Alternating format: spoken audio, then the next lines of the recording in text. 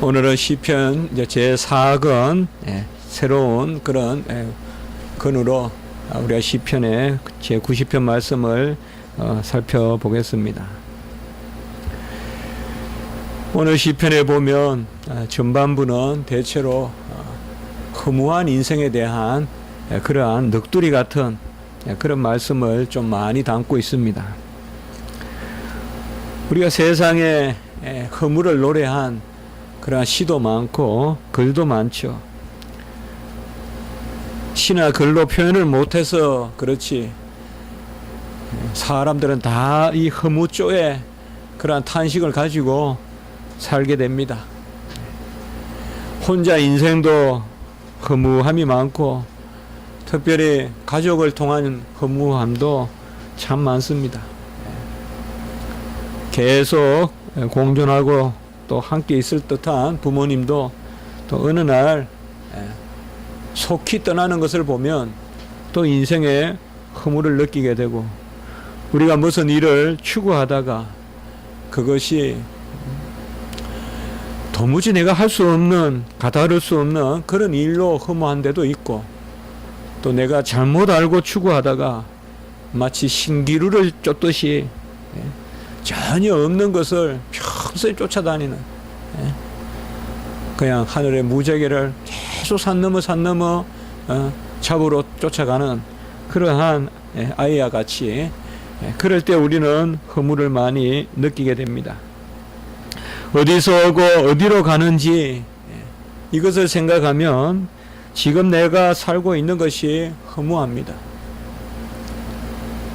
겨울에 물을 보면 저게 물이 있다라고 말하는 순간 그 물은 이미 지나가고 없고, 강은 과연 물을 의미하는 것인지 강은 흙을 의미하는 땅을 의미하는 것인지, 우리가 한강이라고 부르는 것은 물을 의미할 텐데 그 물은 시시각각 잠시도 가만히 있지 않고 창세 때부터 흘러가니 얼마나 허무한 것입니까? 벌써 손가락질 하면 저 밑에까지 가 있는 것이 물이고, 우리의 인생도 그럴 수 있습니다. 무슨 의미를 부여하면 이미 나로부터 멀리 떠나가 있는 유수와 같은 세월이다라는 말을 세상에서 많이 하죠. 흐르는 물과 같다. 저도 언제 이렇게 51, 52이 됐는지 지금도 버릇과 같이 헤아려. 내가 대학교 입학한 게 몇 년 됐지? 30년. 어떨 때는 되게 길게 느껴지고, 그래도 30년밖에 안 됐나. 요새는 이제 하도 많은 시간이 지났다고 생각하니까요. 정말 유수와 같은 그런 세월이 흘렀습니다. 신학교 입학한 것이 그야말로 엊그제 같은데 벌써 20년을 지나가는 것을 보면 세월은 결코 그냥 머물고 있는 것은 아니겠구나. 처음도 끝도 없는 인생이다라고 세상 사람들은 말을 하기도 합니다. 처음도 없고 끝도 없고 그저 그날 살아가는 인생. 공술한 말도 또 만들어서 사용하기도 하죠. 빈손으로 왔다 빈손으로 간다.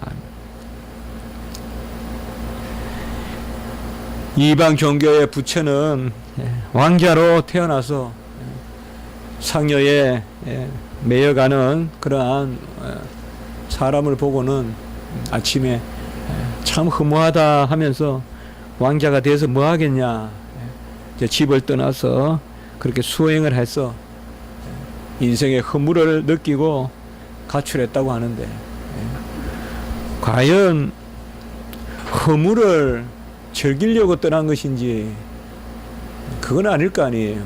인생의 의미를 알려고 떠났을 테인데 결국 의미를 알게 되었는지, 그렇게 몸에 살이 하나도 안 남을 정도로 그렇게 나무 밑에서 돌을 닦으면 무슨 의미가 보이는 건지, 우리는 과연 어디서 왔는지를 알지 못하고 스스로 올 수도 없는 존재고, 또 어디로 가는지도 알지 못하고 스스로 갈 수도 없는 그런 존재입니다. 올 수도 없고 갈 수도 없는. 그래서 철학자들이 몇천 년 철학 가운데 겨우 인간의 존재에 대해서 하나 만들어낸 말이 던져진 존재다. 던져진 존재다. 그러니까 여기에 피투된 존재다. 던져진 존재다. 피투체다.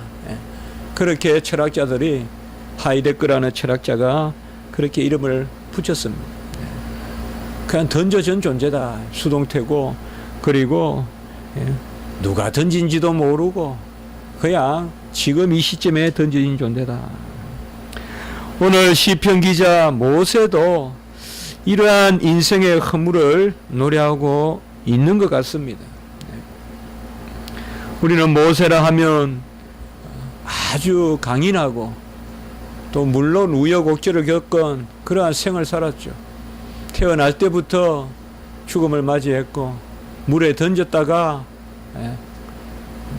사실상 떠내려가는 가운데서 또 살게 되고 애굽 왕정에 궁정에 들어가게 되고 또 거기서 누군가를 죽여서 한 사람을 죽여서 또 미디안으로 내몰리게 되고 그곳에서 인생에 다 포기하고 이제 여기서 죽는다라는 인생 아니겠습니까? 이렇게 살다가 죽자 하는데 완전히 끝난 인생인데 거기서부터 하나님은 일을 시작하죠. 그래서 떨기나무에서 부르고 그러한 모세가 오늘 이 시편을 기록했습니다. 모세의 시편이다라고 우리가 다 인정을 하는데 다만 기록을 모세가 했을까? 아니면 후대에 전해 내려오는 모세의 시를 후대에 누군가가 기록했을까? 칼빈도 주석에서 후대에 누군가가 선지자들이 모세가 쓴 글을 기록했다. 이 정도로 생각하고 있습니다.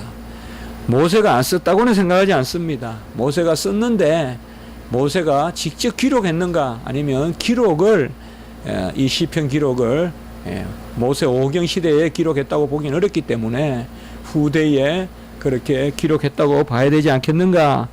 그것은 우리에게 큰 문제가 되지 않습니다. 모세의 시편이 여기에 등장해 있는데 오늘 이 3절에 보면 인생은 티끌로 돌아간다. 인생은 그저 티끌로 돌아간다. 우리가 티끌 하니까 티끌이 뭔가? 티끌은 그야말로 미미한 존재예요. 보이지도 않고. 그래서 우리 몸 안에 들어오면 까칠까칠하기는 한데 아주 눈이 밝지 않은 사람은 떼낼 수도 없는 게 티끌이에요. 우리가 탈곡이나 이런 거 하다 보면 티끌이 많이 날리고 머릿속에도 들어가고 하는 게 티끌이잖아요. 티끌. 그 티끌과 같은 존재로 돌아간다. 불티라는 게 있죠, 여러분들. 건불에서 이제 불티. 그런 게 티끌이잖아요. 막 불타다가 재가 되는 그런 날아다니는 그런 것들. 그게 바로 인생이다. 4절에서는 천년이 어제 같고 밤의 한순간 같을 뿐이다. 특별히 밤의 한순간이라고 말한 것은 우리가 밤은 더 시간이 빨리 가잖아요. 우리가 낮은 살았다고 싶지만은 밤은 없는 듯 하잖아요. 언제 밤은 살았어요? 밤은 자고. 그러니까 밤의 한 점과 같이 지나간다 이 말이죠. 그것이 또한 4절의 말씀입니다. 그리고 5절 6절에서는 보면 홍수처럼 흘러간다라고 이야기하고요. 잠깐 자는 것 같은 것이 인생이다. 일장 충문과 같다. 우리나라 말로 표현하면 잠깐 잠자다가 일어나는 것 같은 그러한 것이 바로 일생이다. 아침에 돋는 풀과 같고 저녁에 시들어 마르는 그야말로 하루살이 잡초 같은 것이 바로 인생이다. 이틀도 가지 않고 이슬에 잠깐 고개를 들었다가 해만 뜨면 그저 사그라지는 그것이 바로 우리 인생이다. 9절에 보면 순식간에 평생이 다 지나간다라고 이렇게 말하고 있습니다.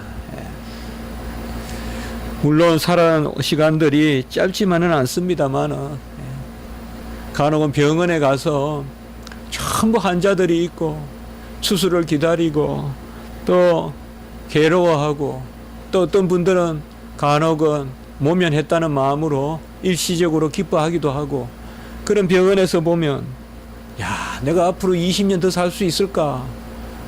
저런 많은 병들을 다 넘어서서 피해서 살아갈 수 있을까? 그런 생각이 들 때도 있어요. 무조건 20년, 30년 산다가 그게 나 인생 70 살아도 20년밖에 안 남았고 80 살아도 30년밖에 안 남았다 할 게 아니라 그것도 긴 인생이다. 그런 생각이 들 때도 있어요. 몇 달 살겠다고 수술 받는 것을 보면 그 대수술을 받는 것을 보면 또 그 고통을 이기려고 큰 수술을 받는 것을 보면 시간이 과연 뭘까? 그 생각을 해봐요. 시간이 과연 뭔데 그 시간을 확보하려고 저렇게 몸부림을 칠까? 10절에 보면 우리의 연수가 70이요 강건하면 80이라도. 모세는 훨씬 더 살았기 때문에 이게 모세 시대 때 나이가 아니냐, 나이가 아닌 것이 아니냐 이렇게 말하는 주석학자도 있다 하는데 그것은 우리가 표현이니까요. 이 당시의 평균 연령이 그렇게 많이 살았겠어요. 연수가 70이요 강건하면 80이라도. 그 자랑은 수고와 슬픔뿐이요. 그러니까 겨우 우리가 인생을 살았던 것을 기억해 보니까 수고한 것과 슬픔. 쇼펜하우가 갑자기 떠오르네요. 제가 여기 써놓진 않았는데 설교집에 6일 동안은 수고고 7일째는 권태다. 쇼펜하우 인생론에서 그렇게 말했잖아요. 인생의 6일은 수고고 제 7일은 안식이 아니고, 우리는 첫날이 안식이지만은 부활이지만은 무신론자 아니에요. 6일은 수고고 7일은 쉬는 게 아니라 권태다. 일할 때는 힘들고 일 안 할 때는 지루하고, 그래서 6일 동안은 수고고 7일째는 권태다. 욥도 힘들었을 때는 모태에서 나지 않았더라면, 내가 그 속으로 다시 돌아갔으면 나지 않았으라면 좋았을 것을, 울지 않았더라면 좋았을 것을 그렇게 이야기합니다. 우리는 다 어떻게 보면 우리 스스로는 수고와 슬픔밖에 없습니다. 수고와 슬픔밖에 없어요. 어릴 때는 많은 것들이 대단하게 느껴졌습니다. 내가 갖지 못한 것을 가진 사람은 대단히 크게 느껴졌는데, 살아가면서 바라보면 다 그런 면에서 크게 차이는 없다. 이렇던 염세적이고 비관적인 것, 그것이 우리의 인생입니까? 오늘 시편 기자는 인생의 허물을 노래하고자 했던 것입니까? 그저 우리가 세상에서 말하듯이 그러한 인생 유수 외치면서 허물을 노래하는 그러한 노래입니까? 그러한 노래가 아니라는 것을 오늘 시편 기자는 우리에게 보여주고 있습니다. 티끌로 돌아가게 하는 것도, 홍수처럼 썰어 가시는 것도, 그리고 우리 앞에 죄악의 빛으로 죄악을 찾아내서 찾는 것도, 오늘 말씀에 보면 주께서라는 우리가 주어를 좀 기억하셔야 됩니다. 오늘 시편 기자가 말하는 잠시 지나가고 밤에 한순간 같게 하시는 분, 어둠의 터널과 같이 아침에 돋는 풀, 시드는 풀과 같이 순식간에 날아가는 것 같은 우리의 인생이 누가 주도하시느냐? 주께서 그러하신다는 거예요. 우리는 이 주께서라는 3절, 5절, 8절, 2절에도 나오는 이 주어를 주목해야 돼요. 16절에도 주께서라는 말이 나오죠. 일단 이 허무는 맹목적인 허무가 아니라 주님의 섭리 가운데 있는 허무라는 것입니다. 주님이 물과 같이 썰어버리기도 하시고, 주님이 티끌과 같이 날려버리기도 하시고, 주님이 풀과 같이 시들게도 하시고, 누가 하시느냐? 주께서 하신다는 것입니다. 세상 사람들은 아무도 모릅니다. 물이 왜 한강을 저렇게 속히 지나가는지. 그래서 시인들은 그저 허무하다라고 노래하지만, 우리는 그 물이 하나님의 뜻에 의해서 흘러간다고 바라보기 때문에, 흘러가는 것도 주께서 그렇게 하시는 것입니다. 우리 인생을 있게도 하시고 머물게도 하시고 떠나게도 하시는 분이 바로 주님이시다. 그것이 바로 유신론자와 무신론자의 차이인 것입니다. 우리는 무신론 시편을 읽는 것이 아니라 이 세상에 그저 맹목적으로 피투된, 던져진 그러한 존재, 다자인 존재로서의 그러한 인간이 아니라 하나님이 보내시고 하나님이 머물게 하시고 하나님이 썰어가신다 이 말이에요. 이 썰어가심이 왜냐? 바로 7절 8절에 보시면 주의 노에 소멸되고, 그리고 우리 죄악을 주님 눈앞에 두시는, 우리는 부모를 숨기고 또 이웃을 숨기고 간혹은 선생님을 숨겼다고 생각하고 없는 것이라고 생각하지만 주님의 눈을 어떻게 숨기겠어요? 우리의 죄악을 바로 주의 앞에 주시고 주의 얼굴 비달해 주시고 주의 얼굴 빛이 비칠 만큼 가까이에서 우리의 모든 죄를 보고 계시니 우리의 인생이 속히 가나이다. 그래서 분과 노, 9절에는 분노, 그리고 11절에는 진노와 노여움을 이렇게 말씀하고 있습니다. 여하튼 모세가 노래하는 것은 다른 것이 아니라 허물하기보다도 하나님의 주권을 노래하고 있는 것입니다. 우리가 하나님을 인정하는 가운데서 우리의 허물을 노래한다면 그것은 어떻게 보면 징계를 우리가 깨닫는 것일 것입니다. 우리가 하나님 앞에 죄를 지었을 때 우리 인생이 얼마나 무의미해진다는가. 정말 하나님과 함께하지 못하는 인생이 얼마나 우리에게 무의미한가. 이런 것을 깨닫는 것은 어떻게 보면 그저 아무 의미 없는 것이 아닙니다. 세상 사람들이 맹목적으로 허무에 빠져 있는 그런 허무는 아닙니다. 특별히 4절의 말씀 같이 한번 읽어보겠습니다. 시작. 주의 목전에는 천년이 지나간 어제 같으며 밤의 한순간 같을 뿐임이니이다 라고 이렇게 말했습니다. 주님 보시기에는 천년도 한순간 같다. 여기에 어떻게 보면 키가 있습니다. 바로 주님의 시간과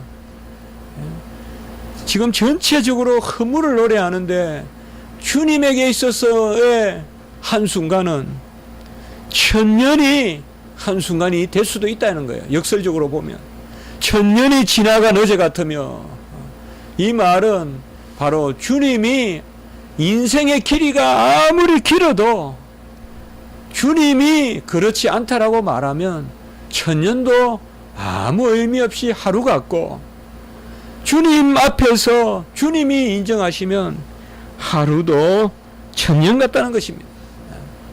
그것을 바로 노래하는 것입니다.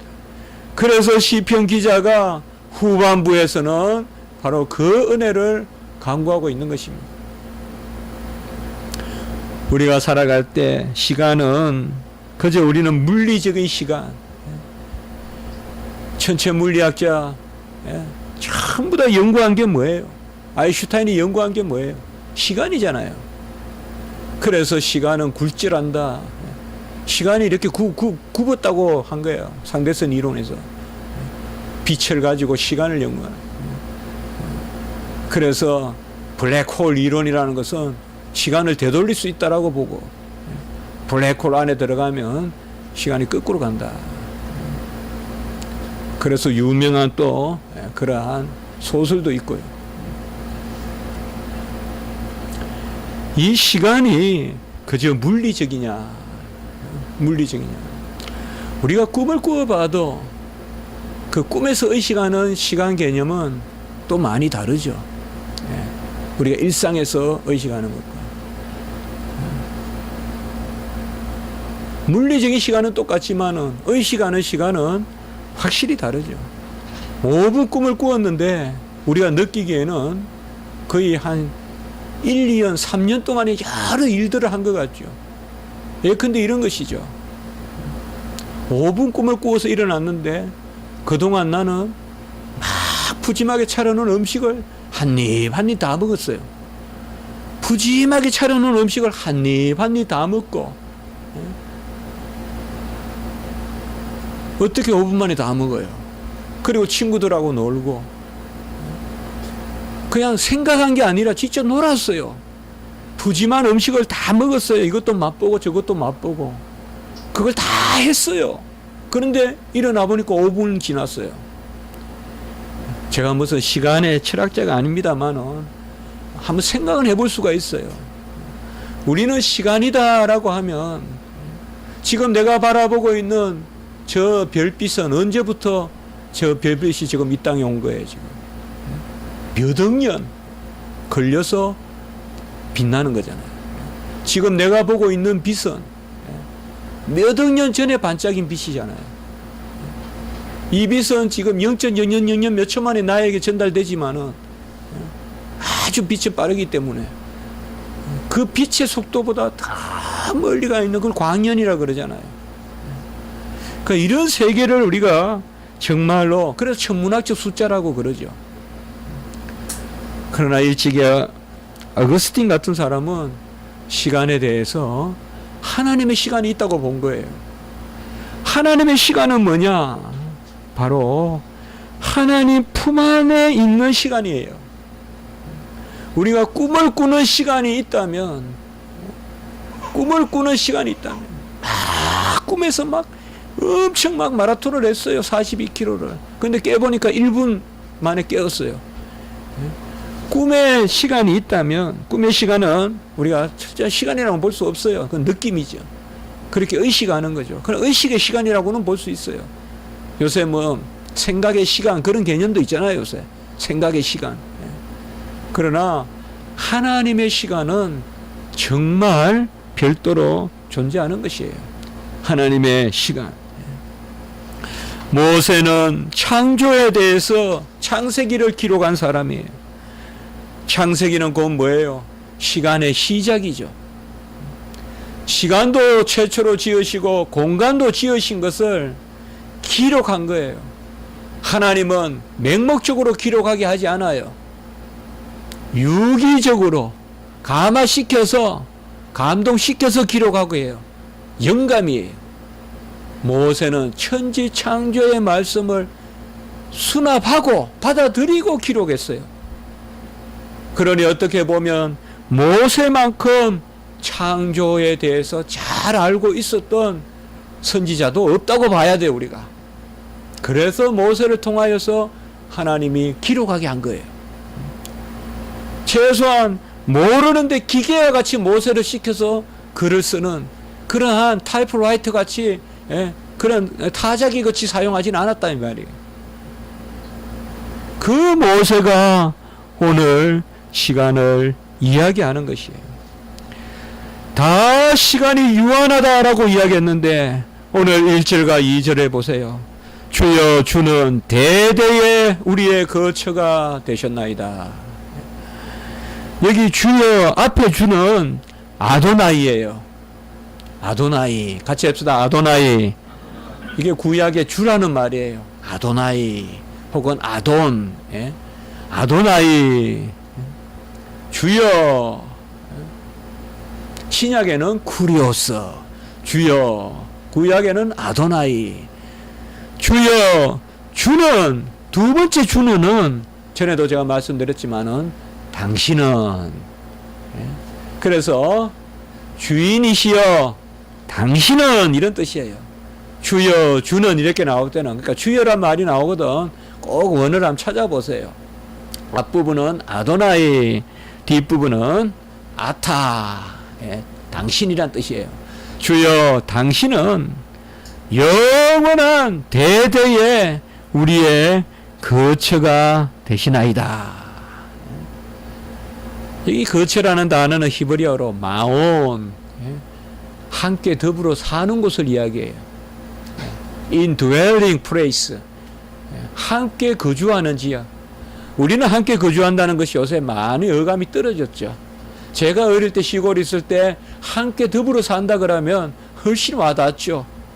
함께 논에서 일하고, 함께 저녁에 모여서 밥도 먹고, 마루에서 이웃집하고 불러다가 밥도 먹고, 그 함께 드웰링 하는, 인드웰링, 안에서 함께 내주하는 거죠.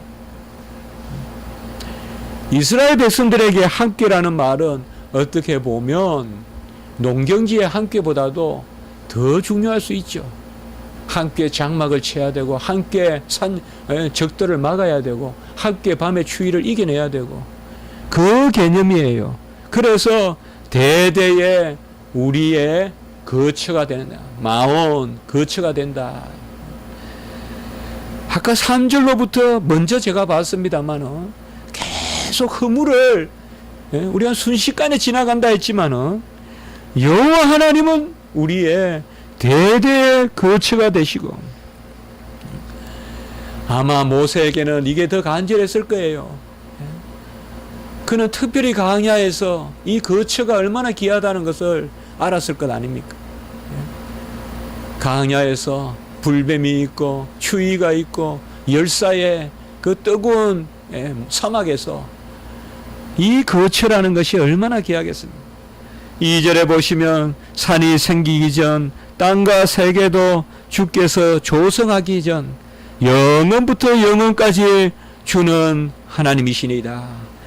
그 1절과 2절은 이미 창조 전에 땅과 세계도 당신이 지으시기 전에 당신은 이미 하나님이신다. 민올람, 아도올람, 아타엘. 민올람, 영원부터, 아도올람, 영원까지, 아타엘. 당신은 엘이시다. 엘. 여기에 하나님은 엘이에요. 이스라엘, 버니엘, 베델, 그 엘이에요. 바로 하나님이시다. 땅을 짓기도 세계도 짓기도 우리 인간을 지으시기 전에 당신은 이미 영원부터 영원까지의 하나님이시다. 이 가운데 허물을 노래한 것입니다. 오직 당신은 영원하신 분이요 우리는 신속히 지나가고 70이요 강건하면 80이라도 헤아려 보니까 수고한 날과 슬픈 날밖에 없고 그게 우리 인생이다 이 말이에요. 참 기쁜 일도 많지만 얼마나 우리가 웃으면서 살아요. 얼마나 그래요. 어떻게 보면 하나님이 인간을 타락했지만은 간혹은 슬픔보다 기쁨을 더 많이 헤아리는 것 같아요. 슬픔을 더 망각시켜 주시는 것 같아요. 일반 사람들에게도. 그러니까 어려운 사건이 많이 생기고 이래도 또 웃으면서 살아가는 거죠. 우리가 얼마나 힘든 일이 많아요. 한 주간을 둘러봐도 언제 그때 그렇게 즐거웠어요. 이번 주간에 여러분 몇 번이나 쾌활하게 웃어보셨어요. 하하하 크게 웃어보셨어요. 그 큰 웃음을 혹시 얼마나 오랫동안 잃어버렸는지. 우리의 수고와 슬픔뿐이에요. 이게 우리의 현실이에요. 그러면 우리는 이러한 허무주의, 그야말로 쇼펜하우와 같은 염세주의, 그런 데서 빠져서 살아야 되겠네요. 쇼펜하우 인생론에 보면, 제가 오늘 쇼펜하우 자꾸 생각나서는데 제일 먼저 욕기를 인용해요. 앞에 보면 태어나지 않는 것이 나았다. 그게 우리 인생이다. 그걸 악용해서 그렇게 인용해요. 정말 우리 인생은 그렇게 허무한 것입니까?